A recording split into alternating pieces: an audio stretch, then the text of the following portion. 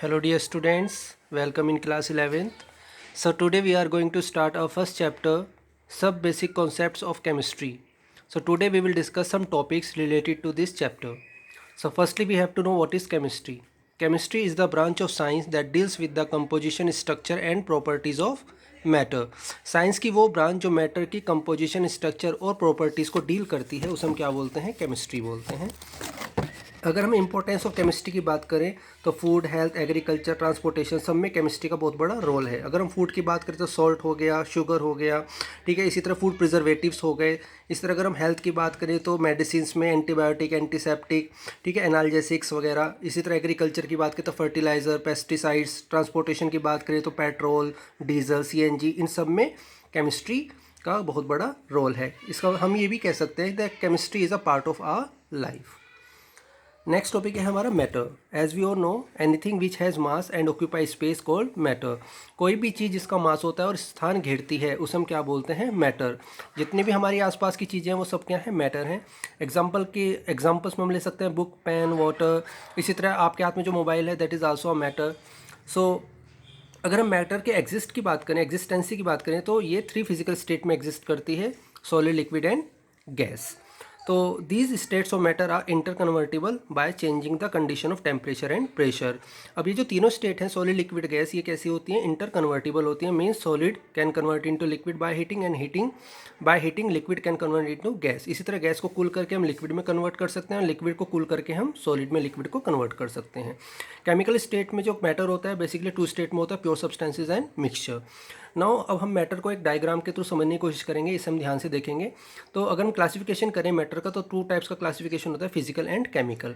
Physical में further ये divide होता है सॉलिड्स, लिक्विड्स एंड गैसेस में. जैसे कि हम ऑलरेडी 9th स्टैंडर्ड में पढ़ चुके हैं इन सबकी प्रॉपर्टीज़. तो सॉलिड्स हमें पता है basically definite shape and definite volume होता है. लिक्विड का definite volume but not shape होती है. इसी तरह गैसेस की neither definite shape nor volume. Chemical की बात करें तो प्योर सब्सटेंस एंड मिक्सचर में क्लासीफाई होता है. और प्योर सब्सटेंस फर्दर डिवाइड होता है एलिमेंट्स में और कंपाउंड्स में. एलिमेंट्स फर्दर डिवाइड होता है metal, non metal and semi metals में. सेमी मेटल्स को हम मेटलॉइड्स बोलते हैं. एलिमेंट्स हमें पता होना चाहिए एलिमेंट्स क्या होते हैं: which having same kind of atoms और पार्टिकल्स वी कैन से. तो metal, non metal, semi metal ये सब कैसी हैं? हमारी एलिमेंट्स, क्योंकि ये सेम काइंड के एटम से ही मिलकर बननी होती है. कंपाउंड्स की बात करें तो कंपाउंड्स में जो होते हैं 2 और मोर एलिमेंट जो होते हैं वो फिक्स प्रोपोर्शन में क्या होते हैं? प्रेजेंट होते हैं. जैसे वाटर और कार्बन डाइऑक्साइड. वाटर क्या है? एक तरीके से कंपाउंड है क्योंकि उसमें 2 एलिमेंट हैं हमारे, हाइड्रोजन एंड ऑक्सीजन. दोनों ही फिक्स प्रोपोर्शन में है, 1:8 बाय मास. अगर हम कंपाउंड को फर्दर डिवाइड करें तो ये 2 पार्ट में डिवाइड होता है: organic compound and inorganic compound. Organic compound living sources से हमें मिलते हैं विच कंटेनिंग कार्बन नॉर्मली, और इनऑर्गेनिक जो कंपाउंड्स होते हैं वो हमें अर्थ क्रस्ट से मिलते हैं. मिक्सचर की अगर हम बात करें तो मिक्सचर में फिक्स प्रोपोर्शन नहीं होती है. किसी भी कंपोनेंट्स की अगर कंपोनेंट मिक्स हो रहे तो किसी भी प्रोपोर्शन में मिक्स हो सकते हैं. और ये जो मिक्सचर होता है फर्दर 2 टाइप्स में डिवाइड हो जाता है: होमोजीनस एंड हेट्रोजीनस में. तो होमोजीनस हमें पता है व्हेन 2 और मोर कंपोनेंट कंप्लीटली मिक्स टुगेदर. जैसे आप सॉल्ट को वाटर में डिजोल्व करो तो वहाँ पर वो दोनों क्या होते हैं? कंप्लीटली मिक्स हो जाते हैं. और ये वो कंडीशन होती है जिसमें हम सॉल्यूट के पार्टिकल्स को आइडेंटिफाई या देख नहीं सकते हैं. तो यहाँ पर हमें सिर्फ एक फेस मिलता है. तो जब सॉल्ट को हम वाटर में मिलाएंगे तो हमें सिर्फ एक फेस मिलता है, लिक्विड फेस. हेट्रोजीनस में क्या होता है? इसमें हमारा जो कंपोनेंट्स होते हैं वो कंप्लीटली मिक्स नहीं होते. जैसे सैंड को आप वाटर में मिलाएंगे तो वहाँ पर वो दोनों मिक्स नहीं होंगे. आप सैंड को ईजिली देख सकते हैं वाटर में. तो ये होता है हमारा हेट्रोजीनस मिक्सचर. प्रॉपर्टीज़ की बात करें तो बेसिकली मैटर की 2 प्रॉपर्टीज़ होती हैं: फिजिकल एंड केमिकल. फिजिकल हमें पता है विदाउट एनी चेंज. अगर हम कोई प्रॉपर्टी को मेज़र कर सकते हैं वो हमारी क्या होती है? Physical property. Order, colour, density, melting point, boiling point, ये सब क्या है? हमारी फिजिकल प्रॉपर्टीज़ है मैटर की. केमिकल में क्या होता है? चेंजेस आ जाते हैं सब्सटेंसेस के आइडेंटिफिकेशन में बाय द केमिकल रिएक्शन और केमिकल चेंज. अगर हम मेज़रमेंट की बात करें, यूनिट्स, मेज़रमेंट ऑफ यूनिट्स की बात करें तो पहली हमारी क्या है? फंडामेंटल और बेसिक यूनिट्स. तो ये जो फिजिकल क्वांटिटीज़ होती हैं जैसे लेंथ हो गया, हमारा मास हो गया, है ना, टेम्परेचर हो गया, इनके लिए हमारे पास कुछ यूनिट्स होती हैं जिनको हम क्या बोलते हैं? फंडामेंटल और बेसिक यूनिट्स. आइए हम पढ़ते हैं क्या होती हैं. Fundamental units are those units which can neither be drive from one another nor they can be further resolve into any other units. तो फंडामेंटल यूनिट बेसिकली मैटर की अपनी यूनिट होती हैं और ये एक दूसरे से क्या हो सकती हैं? मतलब क्रिएट नहीं हो सकती हैं. मतलब इसको हम एक दूसरे की हेल्प से नहीं बना सकते हैं. और जैसे मास, लेंथ और टाइम आर फंडामेंटल क्वांटिटीज़ और उनकी यूनिट्स क्या कहलाएंगी, हमारी फंडामेंटल यूनिट्स।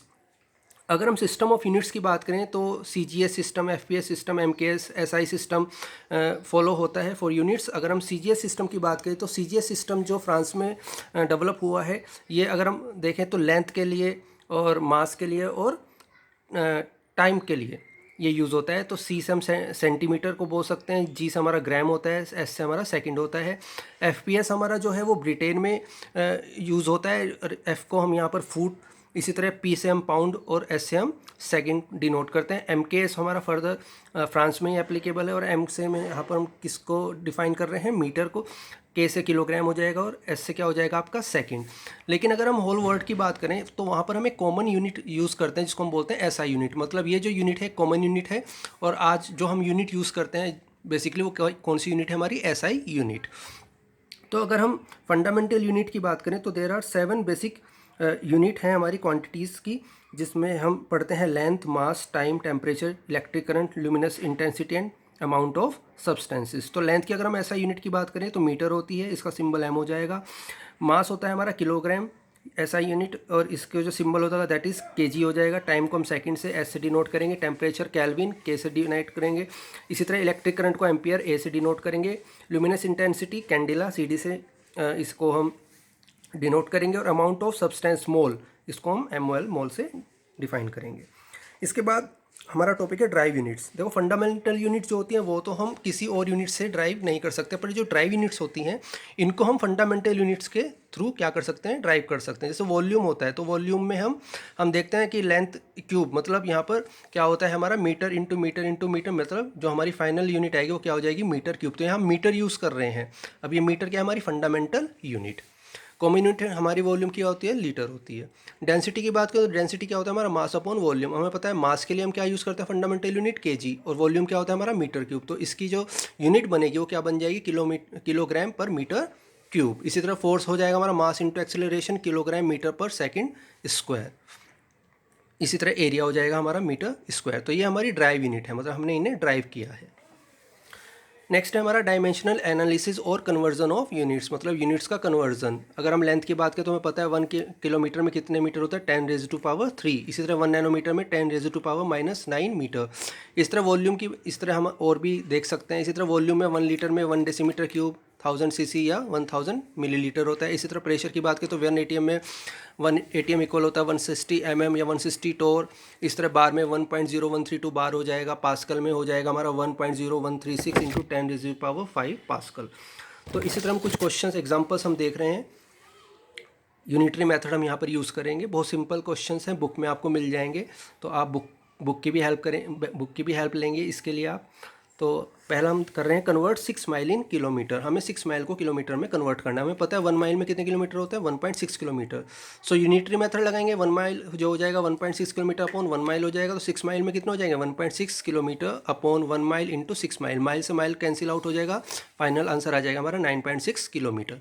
इस तरह 2.6 मिनट को हम सेकंड में अगर कन्वर्ट करें तो हमें पता है 1 मिनट में कितने होते हैं, 60 सेकंड। तो 2.6 मिनट में कितने सेकंड हो जाएंगे, फाइनली 156 सेकंड। मिनट से मिनट कैंसिल आउट हो जाएगा, finally we will get it.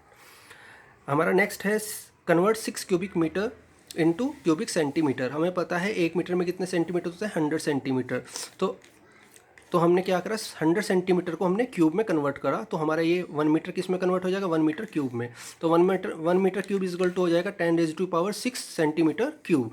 तो 1 मीटर क्यूब में कितना हो गया हमारा, 10⁻6 सेंटीमीटर क्यूब। तो 6 मीटर क्यूब में कितना हो जाएगा, तो मीटर से मीटर क्यूब हमारा कैंसिल आउट, और फाइनली हमारा जो आंसर आएगा that is 6 into 10⁻6 centimetre cube. Easy है, बुक से भी देखना है आपको। अब जो नेक्स्ट अनसॉल्व क्वेश्चन है जो आपको करने हैं that is a jug contains 2 litre of milk, calculate the volume of milk in metre cube. इसी तरह नेक्स्ट क्वेश्चन है how many seconds are there in 2 days। तो ये क्वेश्चन आप सोल्व करने की कोशिश करेंगे, then you can ask if you don't know about the solution.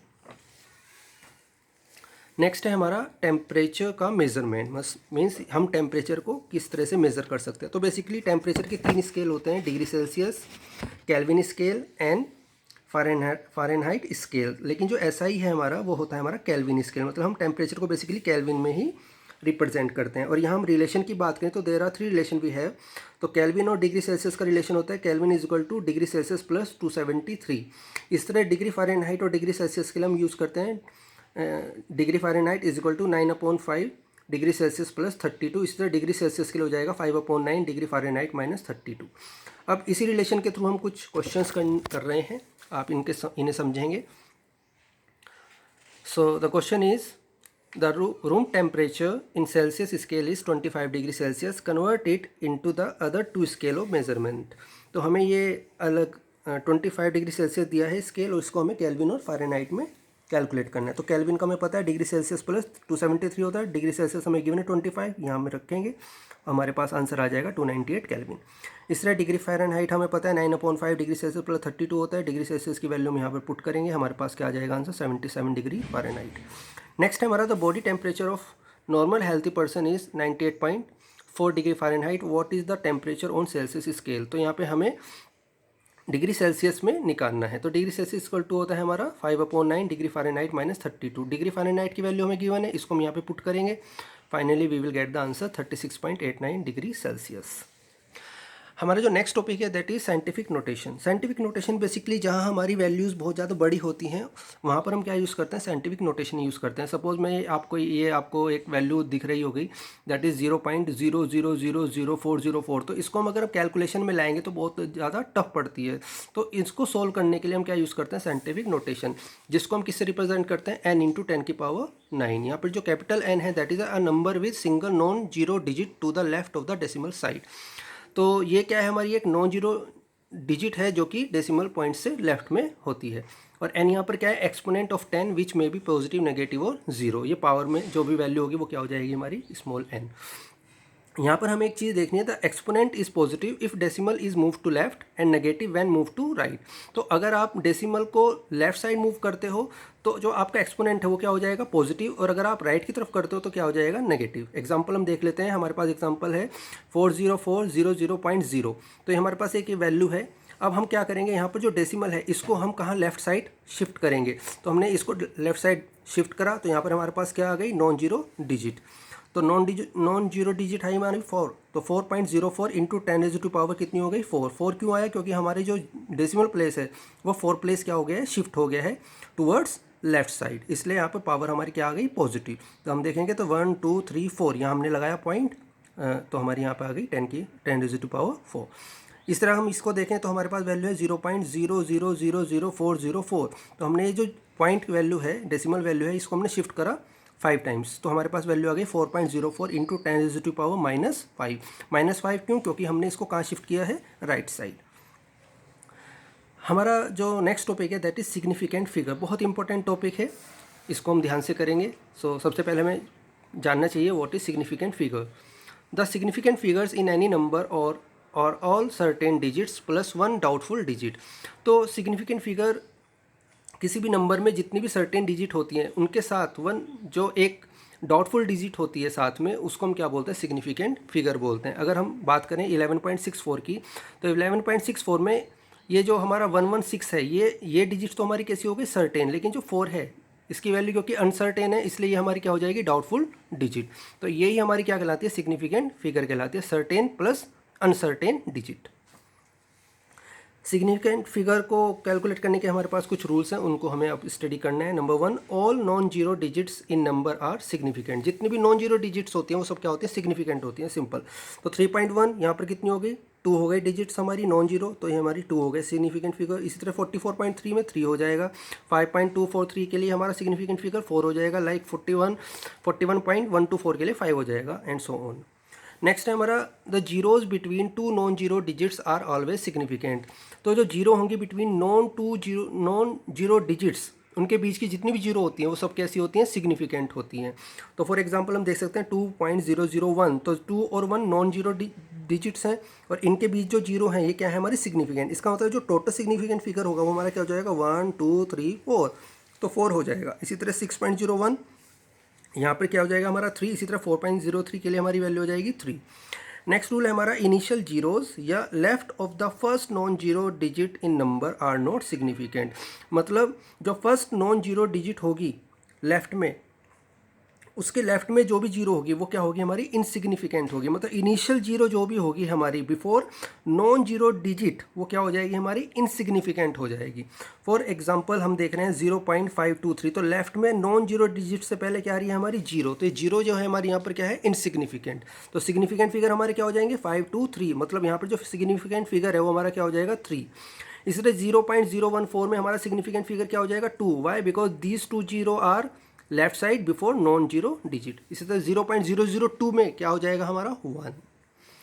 Next हमारा all zeros place to right of decimal point in a number are significant. Means after decimal जो भी जीरो आती है वो हमारी क्या होती है सिग्निफिकेंट होती है सिंपली।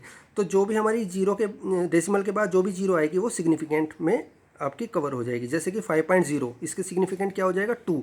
इसी तरह आपका 2.50 इसमें कितना हो जाएगा 3।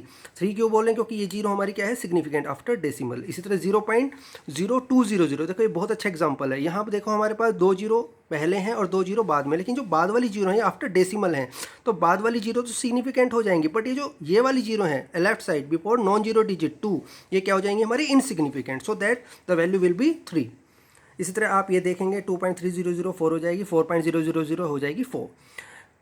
लास्ट हमारा जो है ये है हमारा पावर ऑफ 10। जो हमारी 10 की पावर 10 रेज़ टू पावर जितनी भी होती हैं वो सब क्या होती हैं इनसिग्निफिकेंट होती हैं रूल्स के अकॉर्डिंग। तो जैसे हम 3.4 इंटू 10 की रेज़ टू पावर 6 बोल रहे हैं, तो ये तो हमारा हो जाएगा इनसिग्निफिकेंट। सिग्निफिकेंट सिर्फ क्या हो जाएगा हमारा 3.4, तो टोटल हो जाएगी हमारी 2। इस तरह इसके लिए हमारी 2 हो जाएगी। एवोगैड्रो नंबर के लिए हमारे पास 6.022 है, क्योंकि ये तो इनसिग्निफिकेंट है, तो इसके लिए हमारी वैल्यू हो जाएगी 4। नेक्स्ट हमारा है राउंडिंग ऑफ नंबर्स। तो सिग्निफिकेंट फिगर्स कैलकुलेट करने के लिए हमें राउंडिंग ऑफ भी आना चाहिए नंबर्स का। तो अगर हम 3 सिग्निफिकेंट फिगर्स तक लाना चाह रहे हैं अपना आंसर, तो उसके लिए हमें कुछ रूल्स फॉलो करने हैं। तो हमारे पास कुछ वैल्यूज़ हैं 4.316, 4.312, 4.365 एंड 4.375। तो हम पहले लेते हैं 4.316। तो इसके लिए हम क्या देखते हैं, तो when the right most digit to be removed is more than 5 then the preceding number is increase by 1। तो अगर राइट मोस्ट डिजिट अगर 5 से ज़्यादा है तो आपकी जो प्रीसीडिंग यूनिट है उसमें हम 1 इंक्रीज कर देते हैं, सो दैट हमारा जो आंसर रहेगा दैट विल बी 4.32 हो जाएगा। ठीक है। नेक्स्ट हमारा when the right most digit to be removed is less than 5। अगर हमारा right most digit less than 5 है then the preceding number is not change. तो हमारा जो प्रीसीडिंग नंबर है वो चेंज नहीं होगा। इट्स मीन इसका जो आंसर रहेगा up to 3 significant figure that will be 4.31। Simple.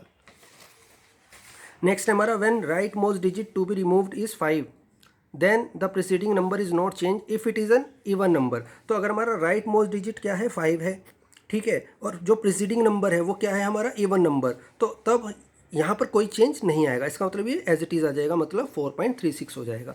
और अगर इसी केस में हमारे पास प्रीसीडिंग नंबर कैसा है ओड, तो ओड के केस में हम 1 ऐड कर देंगे, मतलब यहाँ पर जो हमारा आंसर आएगा दैट विल बी 4.38। अब सिग्निफिकेंट फिगर की बात करें हम मल्टीप्लिकेशन, डिवीजन और एडिशन और सब्सट्रैक्शन में, तो यहाँ हम कैसे कैलकुलेट करेंगे। देखो मल्टीप्लिकेशन और डिवीजन में हम सिर्फ देखते हैं lowest significant figure in total number. तो अगर हम 2.5 को 1.25 से मल्टीप्लाई करें तो हमारा आंसर आएगा 3.125, जो कि एक्चुअल आंसर है। लेकिन अगर हम रिपोर्टिंग वैल्यू देखें तो हमारी जो आंसर आएगी दैट विल बी 3.1। हाउ? देखो यहाँ पर टोटल नंबर कितने हैं हमारे सिग्निफिकेंट 2, क्योंकि 2.5 है तो ये हो गया हमारा 2। यहाँ पर कितने हैं 1 2 3 3, लेकिन छोटा नंबर क्या है हमारा 2। तो जो हमारा आंसर आएगा that will be based on this number. Simple. इधर 2.8 इंटू 4.327 को देखें तो यहाँ पर 4 है और यहाँ हमारे 2 हैं, तो हमारा जो आंसर आएगा वो 2 डिजिट्स तक आएगा, ना कि 4। सो अगर हम देखें तो 12.1156 हमारा एक्चुअल आंसर है, लेकिन रिपोर्टिंग वैल्यू हमारी जो रिपोर्टिंग आंसर आएगा वो क्या आएगा 12, क्योंकि हमारी जो लोवेस्ट फिगर है वो क्या है 2। ऐसे हम डिवीजन में देखेंगे तो 36.48 को अगर जब हम 12 से डिवाइड करेंगे तो हमारा आंसर आएगा 3.04, लेकिन हमारे पास जो सिग्निफिकेंट फिगर है लोवेस्ट वो क्या है 2। इसका मतलब हमारा जो आंसर आएगा वो 2 डिजिट तक आएगा, दैट इज़ 3.0। ठीक है।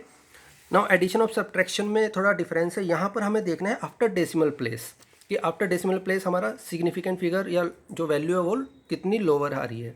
तो सपोज हमने पहला जो एग्जांपल लिया दैट इज़ 12.11 प्लस 18.0 प्लस 1.012, हम तीनों वैल्यू को ऐड किया, तो ऐड करने पर हमारा आंसर आया 31.122, लेकिन हमारा जो आंसर है वो क्या होगा हमारा 31.1। वाई? देखिए यहाँ पर डेसिमल के बाद कितनी वैल्यू आ रही है 2, यहाँ पर डेसिमल के बाद कितनी वैल्यू है 1, यहाँ डेसिमल की वैल्यू बाद कितनी है 3। तो यहाँ पर जो हमारी जो आंसर आएगा वो डेसिमल के बाद के अकॉर्डिंग आएगा, मतलब यहाँ पर डेसिमल के बाद 1 यूनिट आ रही है, 1 डिजिट आ रही है, इसका मतलब यहाँ पे हमारी क्या आ जाएगी 1 डिजिट, मतलब 1 आ जाएगा, यहाँ पर 2 नहीं आएगा, तो 31.1 आंसर हो जाएगा। सब्सट्रैक्शन की बात करें तो सेम रूल अप्लाई होगा, तो 18.4215 माइनस 6.01। अब देखो डेसिमल के बाद यहाँ पर कितनी वैल्यूज है हमारी 4, यहाँ पर कितनी है डेसिमल के बाद 2, इसका मतलब जो आंसर आएगा उसमें हमारी जो डिजिट्स आएंगी आफ्टर डेसिमल वो कितनी आएंगी 2 ही आएंगी। तो आंसर तो हमारा 12.4115 आ रहा है, लेकिन जो हमारा रिपोर्टिंग वैल्यू है दैट विल बी 12.41 आएगी। अब देखो ये एग्जांपल जल्दी जल्दी से देख लेते हैं। 4.523 प्लस 2.3 प्लस 6.24, इन तीनों को जब ऐड करोगे तो आंसर आएगा 13.063, लेकिन जो हमारा आंसर है दैट इज 30.1। 1 क्यों आ रहा है, क्योंकि देखो 5 से ज़्यादा वैल्यू है, तो 5 से ज़्यादा वैल्यू की वजह से यहाँ पर 1 हमारा इंक्रीज हो जाएगा।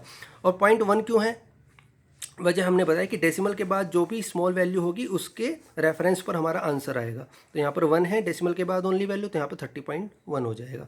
इस तरह यहाँ पर हम देखेंगे तो जब हम 29.25 से 12.0234 सब्ट्रैक्ट करेंगे तो यहाँ पर डेसिमल के बाद 4 वैल्यूज़ हैं, यहाँ पर 2 वैल्यूज़ है, तो आंसर हमारा 2 डिजिट तक रहेगा आफ्टर डेसिमल। तो हमारा आंसर है 17.2266, बट जो आंसर आएगा वो हमारा कितना आएगा 17.233। क्यों हो गया, क्योंकि यहाँ पर 6 है, मोर देन 5 जब ड्रॉप होगा तो यहाँ पर 1 एक इंक्रीज हो जाएगा। तो आज के लिए इतना ही, अच्छे से इन्हें प्रैक्टिस करें घर पर, कुछ भी प्रॉब्लम आएगी आप मुझसे पूछिएगा। Till then God bless you, take care.